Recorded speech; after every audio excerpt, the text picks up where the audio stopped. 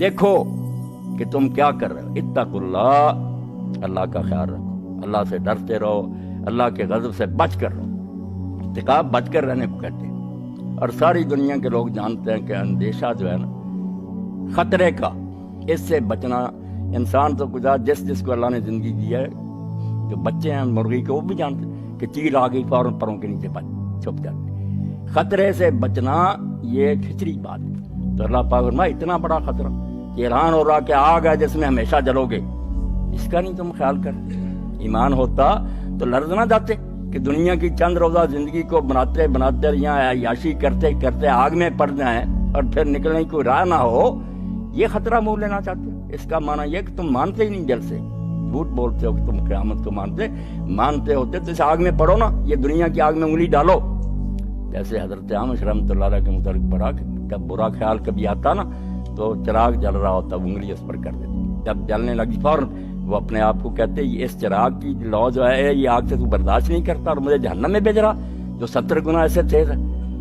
تو اللہ پاک فرماتے ہیں اگر ایمان کا دعویٰ کیا اتقوا اللہ، اللہ سے ڈرتے رہو، بچو اس کے غضب سے، اس کی پکڑ جو ہے اتنی انا بطش ربک لشدید، اس نے جب ہاتھ پایا ڈالا نا بچاؤ نہیں ہوگا، کوئی حمایت کے لیے نہیں آئے گا، کوئی مددگار نہیں ہوگا، اپنی جان کو روتا رہے گا۔ ڈر جا وَلْتَنْظُرْ نَفْسٌ مَّا قَدَّمَتْ لِغَدٍ، کیسی عمدہ بات قرآن نے کی کہ کل کے لیے فکر کر کے کیا کر رہا۔ سب فکر فردہ کو مانتے ہیں، دانا لوگ کے فکر فردہ، کل کی فکر کرو۔ اسی لیے یہ انشورنس ہو رہی ہیں، بینکوں میں لوگ سیونگ اکاؤنٹ کھولتے ہیں کہ کل بھائی کوئی مصیبت آ گئی، کچھ ہونا چاہیے پہلے۔ اسی لیے شیخ سعدی رحمۃ اللہ علیہ فرماتے ہیں ابلے کو روز روشن شمع کافوری نے، وہ بیوقوف جو دوپہر کے وقت چراغ میں ڈال کر گھی، اس وقت چراغ جلاتا بیکار ضائع کرتا گھی کو، وہ احمق جو دوپہر کے وقت شمع کافوری جلاتا ہے، زود باشد کس بشب روغن نہ باشد در چراغ، تھوڑی دیر کے بعد جب رات آئے گی تو تیل تو ختم ہو چکا ہوگا، اب کہاں سے جلائے گی، جب وقت آیا جلانے کا اب ہے ہی نہیں۔ تو یہ ہے فکر فردہ کہ مستقبل کی فکر کرو، اس کو برباد نہ کرو۔ غد کہا کہ تم جانتے ہو کہ جیسے آج ہے تو کل کا جانتے ہو نا کہ رات آئے گی پھر کل آ جائے گا، یقین ہے نا۔ اللہ نے قیامت کو کل کہا کہ بالکل جیسے آج کے بعد کل ہے نا، اور تم شک نہیں کرتے اس کے لیے دن رات محنت کرتے ہو کہ کوئی سیونگ رکھیں، یقین جانو اس سے بھی زیادہ یقینی بات ہے کہ جب مرو گے تو یہ سمجھ لو رات آ گئی پھر دن آ جائے گا، تم اٹھ کھڑے ہو گئے، کل کے لیے فکر کرو کہ تم کیا آگے بھیج رہے ہو، آگے بھیج رہے ہو، یعنی یہاں سے بھیجو گے وہی ملے گا۔ ذالک بما قدمت یداک، قرآن کہتا ہے یہ جو کچھ دے رہا ہوں یہ تیرے ہاتھوں نے آگے بھیجا تھا، میں نے اس میں کچھ نہیں کیا۔ اگر نیکیاں بھیجی تھی وہ بھی جمع، صرف اس پر میں نے منافع لگا دیا، 700 گنا اور لاکھوں گنا بڑھا کر تجھے دے دوں، ہے محنت تیری۔ اور اگر تو نے گناہ کیے تھے تو تیرے اپنے کرتوت ہیں تو تیرے سامنے آ رہے ہیں، میں ظلم نہیں کر رہا۔ اللہ تعالیٰ وما ربک بظلام للعبید، میری طرف سے نہ کہنا میں نے آگ بنائی اور یہ خون بنایا اور یہ پیٹ بنائی، یہ سارے دنیا میں کام کرتا۔ رسول کریم علیہ السلام نے یہ بات کھول کر سمجھا دی کہ جو کچھ بھی جہنم میں عذاب ہے نا وہ یہاں کی کرتوتیں ہیں۔ اگر خون کے دریاؤں میں غوطے کھا رہے ہوں گے اور فرشتے کنارے پر کھڑے ہوں گے پتھر لے کر، سر باہر نکالے گا، سر پر مارے گا، کچلے گا، پھر نیچے چلے جائیں گے، پھر وہ خون کا دریا یہی سود خور لوگ، غریبوں کا خون چوس رہے، اور منافع خور جو رمضان آیا اور چیزیں مہنگی کر یہ خون پی رہے ہیں اب مگر نہیں سمجھتے، وہاں سچ مچ بنا دیا جائے کہ یہی خون تھا نا جو تم ڈونک بن کر پیتے تھے، پیو۔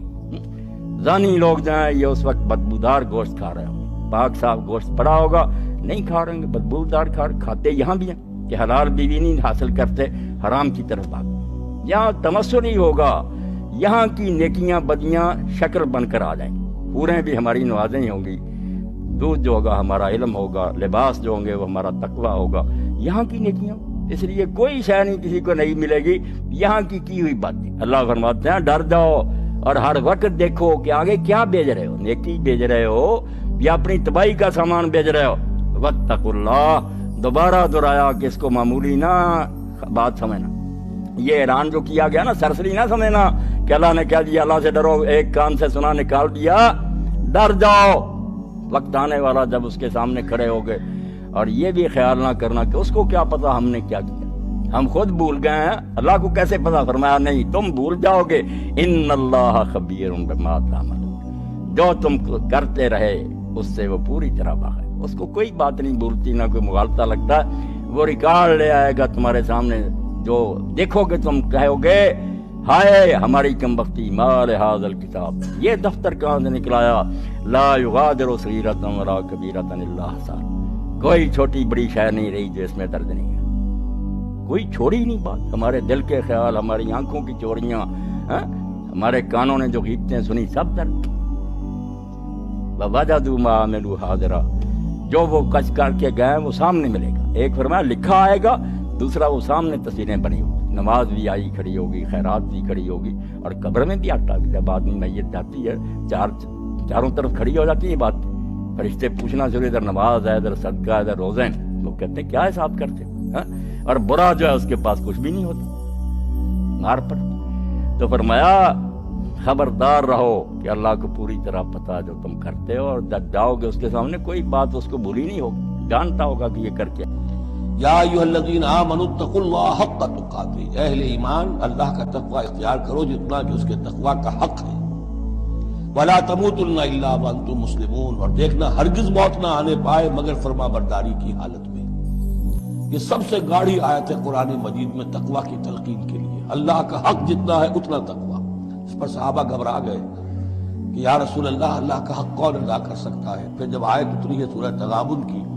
کہ فاتقوا اللہ ما استطعتم، اپنی امکانی حد تک تقوی اختیار کرو، تب ان کی جان میں جان آئی۔ ساتھ ہی یہ کہ مت مرنا مگر حالت فرما برداری میں، کیا معنی ہے؟ کوئی پتہ نہیں کس لمحے موت آ جائے، کوئی لمحہ نافرمانی میں نہ گزرے، مبادا موت کا ہاتھ اسی وقت آ کر تمہیں دبوچ لے۔ اس طرح کی شخصیتیں اگر پہلے نہ بنی ہو تو کوئی کام نہیں ہو سکتا۔ پہلے کردار سازی افراد کی، اب جب یہ کردار سازی ہو، لہذا جہاں تک تمہارے بس میں ہو اللہ سے ڈرتے رہو، اور سنو اور اطاعت کرو، اور اپنے مال خرچ کرو، یہ تمہارے ہی لیے بہتر ہے۔ جو اپنے دل کی تنگی سے محفوظ رہ گئے بس وہی فلاح پانے والے ہیں۔ اللہ سے ڈرتے رہو۔ قرآن مجید میں ایک جگہ فرمایا گیا ہے اتقوا اللہ حق تقاتہ، اللہ سے ایسا ڈرو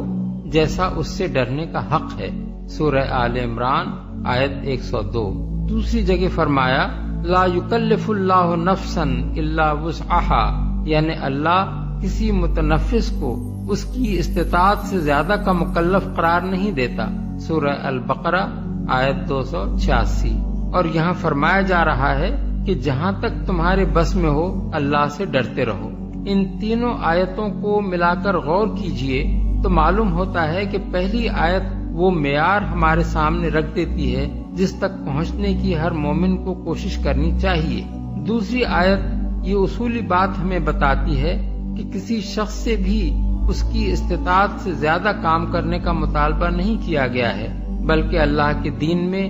آدمی بس اتنے ہی کا مکلف ہے جس کی وہ مقدرت رکھتا ہو۔ اور یہ آیت ہر مومن کو ہدایت کرتی ہے کہ وہ اپنی حد تک تقوی کی کوشش میں کوئی کسر نہ اٹھا رکھے، جہاں تک بھی اس کے لیے ممکن ہو اسے اللہ تعالیٰ کے احکام بجا لانے چاہیے اور اس کی نافرمانی سے بچنا چاہیے۔ اس معاملے میں اگر وہ خود تساہل سے کام لے گا تو مواخذے سے نہ بچ سکے گا۔ البتہ جو چیز اس کی مقدرت سے باہر ہوگی، اور اس کا فیصلہ اللہ ہی بہتر کر سکتا ہے کہ کیا چیز کس کی مقدرت سے واقعی باہر تھی، اس کے معاملے میں اس سے باز پرس نہ کی جائے گی۔